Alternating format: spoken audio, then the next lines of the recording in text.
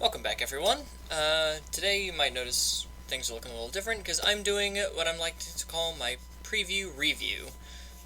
We recently got the full decks for the Cowboy Bebop and Trigun Stampede Challenger Series revealed, and I kind of wanted to go over them and give my thoughts on them. I know that these are really hyped up products, and I just am really interested to get into these, so let's start. We're going to start with Spike the Bounty Hunter. This is where we're starting to get into the new naming conventions, where you have the name and the title as opposed to the name and then a number. So we have Spike Bounty Hunter and Faye Queen of Hearts. Starting with Spike as one of the two characters you get in the Cowboy Bebop Challenger Series. He's a 6-hand size, 29 health. You can kind of see behind him a little bit. He's got Earth, Life, and Water as his symbols. And his 2 enhances, he has Enhance, Flip 1 Foundation. If this attack deals damage, draw 1 card. This can be used on either your or your rival's attacks, so if you know you're only going to have to partial block, you're going to have to take an attack, you can flip a foundation to draw another card when your opponent deals damage, or if you have like a throw, or you're banking on your opponent not being able to fully block your attack. So, great way to use your foundations to net you some extra cards. And then Enhance, this attack gets 1 speed and 1 damage for every 3 face-down foundations in your stage. So once you have those foundations face down, this is kind of a good way to continue using them and maybe not blow them up for cards that would normally get you out of deadlock or destroy foundations in order to get effects. You kind of want those face-down foundations so you can continue boosting the speed and damage of your attacks. All in all, not bad, kind of reminiscent of Ye Spike of old, who could flip for, I think, +2 or -2 speed, and he got, I want to say he got damage for every 2 face-down foundations you had. I can't really remember, but yeah, he was a menace. He was a 7-hand size, 24 health, I think, back when Jasco Games really decided to jump the power level. Then we've got Faye Queen of Hearts as our next character. She is a 7-hand size, 21 health character with Chaos, Life, and Water. Both of these characters share Life and Water, and most of the cards will share Life and Water, or Life or Water. So that no matter what character you choose in this deck, you can play all of the cards with it. And her abilities are Enhance Tenacious, Flip 1 Foundation. This attack gets +2 or -2 damage, which is good. It's playable while committed. You can give -2 damage if you really need to make that 21 health stretch. Then she's got a response, Commit. After your attack deals damage, add the top card of your discard pile to your hand. So a little bit of gambling, and the previous Fae from Ye Olden Times did a lot with the top card of your discard pile. Usually checking for block modifiers, but this one is, if you time it right, you can pick up a key piece from the top of your discard pile that you want, if your attack deals damage. Alright, on to Welcome to Spaceland, and this is probably my favorite card of this entire Challenger series. I love cards like this. It's an action, 3 difficulty, 4 control, +2 high block. First Enhance, if there are 10 or more face-down foundations in both player stages combined, this attack is unblockable, end this Enhance step. Make your attack an unblockable flash. That is really fun. I love cards like this, and I know a lot of people will say, well, you don't get an Enhance step, so you're usually shooting with just printed damage. But there are plenty of cards like Flurry of Blows, or on the fire symbol here, or on Life you've got The Future is Now, to give stats to your next attack, anything that can focus on your next attack, to boost the stats of that, and then Spaceland is your first Enhance, and just make a really big attack unblockable, is really, really silly to me, and I really love it. And then it also has Enhance Rival's Turn, Remove, Ready 3 face-down foundations. So again, it's got a very offensive piece and a very defensive piece, to allow you to ready up your face-down foundations so you can continue blocking. But mainly I'm here for the first Enhance, and I think this card is going to be really fun for me to build around, so make sure you stay tuned for stuff like that. And then we've got everyone's favorite good boy, Ein. Fun fact, when the first Cowboy Bebop series came to Universus, my wife didn't know that I hadn't seen the anime, and she said I wasn't allowed to buy any Cowboy Bebop cards until I watched the anime. And I really fell in love with the characters of Edward and Ein, especially as a duo. Corgis are my favorite dog, so I loved Ein from the minute I saw him, and Edward is just insane, and I love their duo. But Ein is an asset with 2 difficulty, 5 control, plus 2 high block. It says enhanced commit if you have 3 or more face down foundations, draw 1 card. Oh, it also has the allies and unique keywords, so you can only have 1 Ein on the field. Probably for this second enhance, enhance your attack commit if you have 8 or more face down foundations, your rival discards a card. Now, it could be dangerous having that many face downs because you don't have a lot of defense or offense in your stage. If you're trying to stay under deadlock, that would only give you 2 face-up foundations. But to be able to just rip a card out of your opponent's hand is really powerful, and I can see why they would gate it behind that 8 face-down foundations. Moving on to the attacks, we have Questioning Threat. It's a 3 difficulty attack with 2 speed, mid-zone, 3 damage, plus 2 low block. Enhance, flip 1 foundation, this attack gets 3 speed, so flip a foundation, this attack becomes a 5 mid-3. And then Deadlock Enhance, your next check to play a card gets plus 5, so looking like that double jab pummel for the Deadlock, except it's on the ranged keyword. Not bad for a 3 diff. I mean, it's not going to be doing anything insane, and that's probably wise. There's definitely been times in the way back times where low difficulty attacks could prove a major issue. Looking at you, Mature. But, yeah, all in all, not too shabby for a 3 diff, maybe something to throw at the end of the string if you know it's not going to be blocked. Then we've got the Ultra attack, Fallen Angel's Revenge.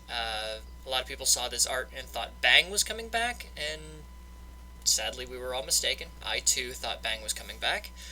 But this is a 5 difficulty, 4 low for 6, with a plus 2 high block, a 3 check. First enhance, discard 1 momentum, unflip 2 foundations. So very reminiscent of Naval Laser Beam from Aoyama 1's kit, which will be rotating in February. And then response, after you flip a foundation, this attack gets 1 speed. So with Fae in Life and Water, you can flip to give it 2 damage and 1 speed, and then anytime you flip foundations, it continuously gets that 1 speed. So this attack could become a beating pretty quickly if you're allowed to run away with it, and being able to discard a momentum to unflip 2 foundations to then start making this attack a beating is really, really, really good. And now we have Falling Heel Strike. This is a spate of the first in a spate of cards that you'll see with the Death, Life, Water symbols, because they are reprints of the original Spike Spiegel from the original Cowboy Bebop deck. So they will have Death, Life, and Water to match with his symbols. This is a 4 difficulty, 2 high for 4, plus 2 low block, kick, stun 1 attack. And it says enhance, unflip 1 foundation as cost, so you just unflip a foundation for free, and this attack gets 2 speed. So it becomes a 4 high 4, stun 1, and you get to unflip a resource. Overall, pretty solid card, I think. Then we get Roundhouse Kick. High Roundhouse Kick, excuse me. It is a 4 difficulty, 4 high for 4, plus 2 high block. It's a kick, enhance, discard 1 momentum. This attack gets plus 5 damage. It's a 4 high for 9, unless you're someone like Ochako 3, and then or Ochako 4, and then it's a 7 high for 9. This attack could be a pretty good beating if you just need a way to pop 1 momentum, maybe at the end of a string. Next up, we have Hunter's Pursuit. This is a 5 difficulty, 5 low for 5, plus 2 mid block. Ally, EX2, and ranged. Enhance if you have 3 or more face down foundations. Your next attack gets minus 2 difficulty. So this would be good in a 5 and 6 difficulty attack string deck. Someone like Hood could really play this off of Earth, or even the King of Monsters himself, Godzilla. I've been looking into building a Godzilla deck with some of the cards here and in the other Challenger series, so stay tuned, that's coming. But yeah, just having 3 face down foundations, your next attack gets 2 easier. That's pretty solid in my book. Next up we have Jaw Jammer, a 4 difficulty, 2 high for 4 with a plus 3 mid block. It's a throw, And that's important because it says enhance destroy one face down foundation. This attack gets plus 4 damage. Blow up a face down foundation, this becomes an 8 damage throw. Not really caring about the speed anymore, that's just a really good damage throw. Then we have Split Second Standoff, a 6 difficulty attack with a 5 mid for 8, which is pretty good stats, plus 0 mid block, that's nice. It has 2 first enhances, so you gotta pick one or the other on this one. First enhance, this attack gets plus 2 speed, so it becomes a 7 mid for 8, that's pretty good. And then first enhance, if you have 8 or more face down foundations, double this attack speed, so it becomes a 10 mid for 8 minimum. That's really, really good. So again, imagine someone like Hood, which can boost the damage of this attack on Earth, and if you had 8 face down foundations, this becomes a 10 mid for 8, and then say you use Hood to mill a 6 difficulty attack. This becomes a 10 mid for 16. That is really, really strong. So, again, I'm really looking forward to using this card. It doesn't have any keywords, so it can't fit into anything like ranged or charge or weapon. So you're pretty off the hook there. You're not keyword gated, but I think it's still a really, really powerful card. On to foundations. We have Leaving the Bebop. Oh, Edward. Leaving the Bebop, sad. It's a 3 difficulty, 5 control, plus 2 high block foundation. It says enhance, flip, discard 1 momentum, mill cards from your deck until you mill an attack. Add the milled attack to your hand. So discard a momentum, flip this card, pick up an attack from the top of your deck, basically. And you'll see that this one has water and life, but it has the all symbol because the original Edward and Ein character card had all, order, and void. And you'll see that Ein up here in his asset form has void, so I think that's really to pay homage to the original characters from the first Bebop set. I like this card.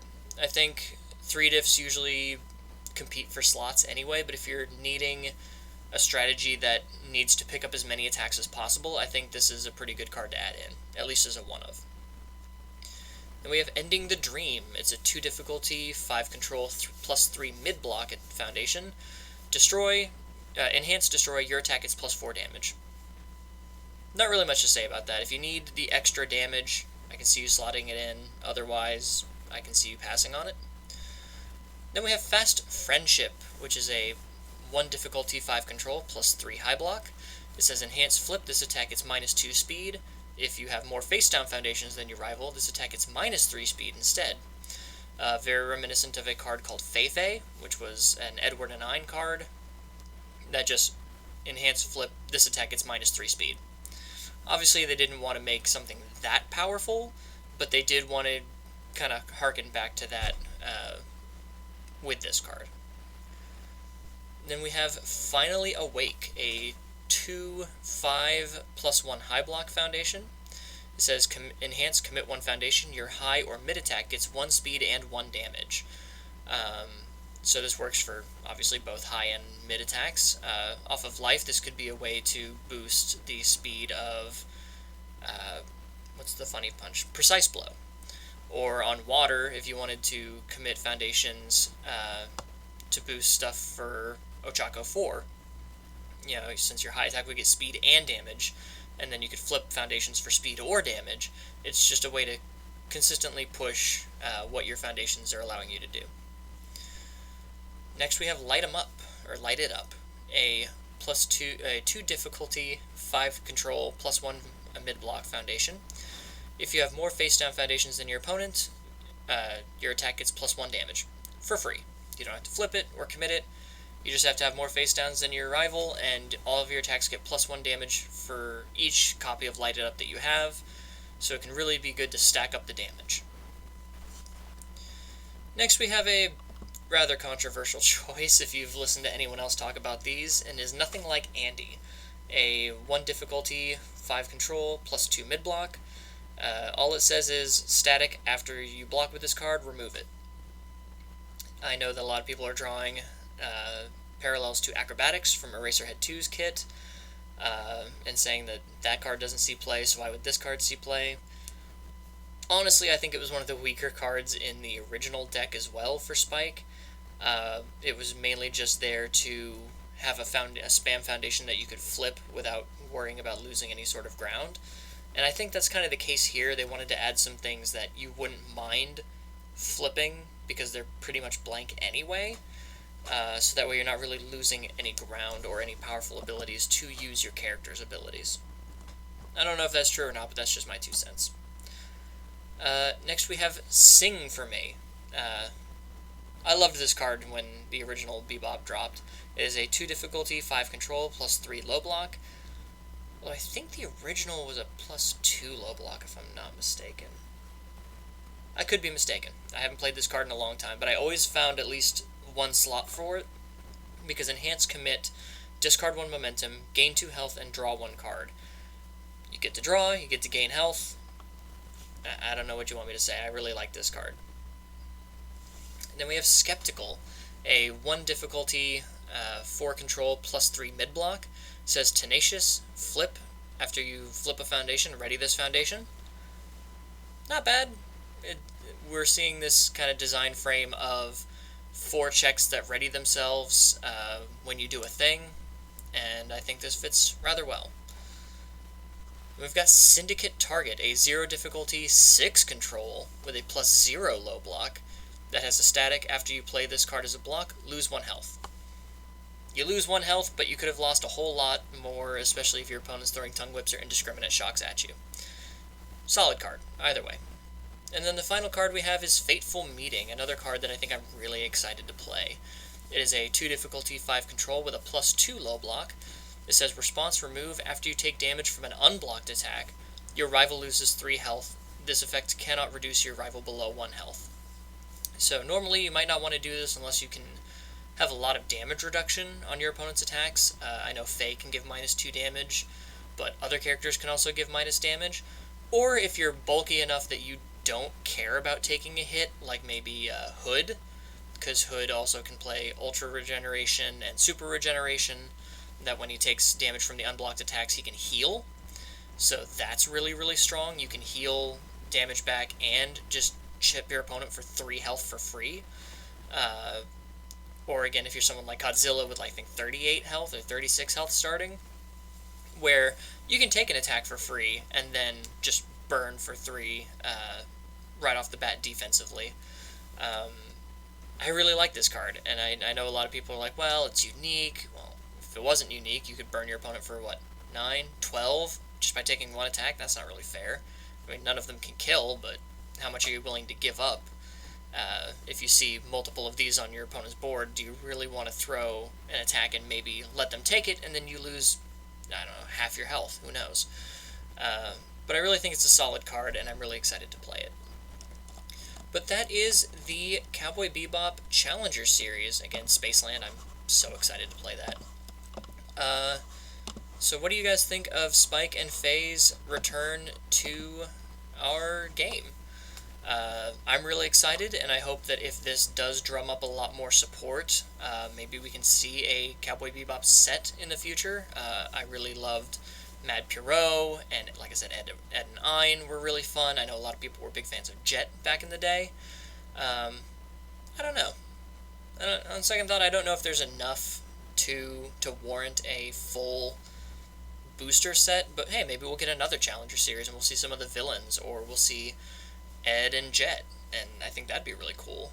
So maybe Cowboy Bebop can live as Challenger Series, doing 2 characters at a time. I think that'd be really solid. But let me know what you guys think. What cards in the Bebop Challenger Series are you excited to play? And as I said, I'm going to be doing the Trigun Stampede ones next, so stay tuned for that. And until next time, take care, guys.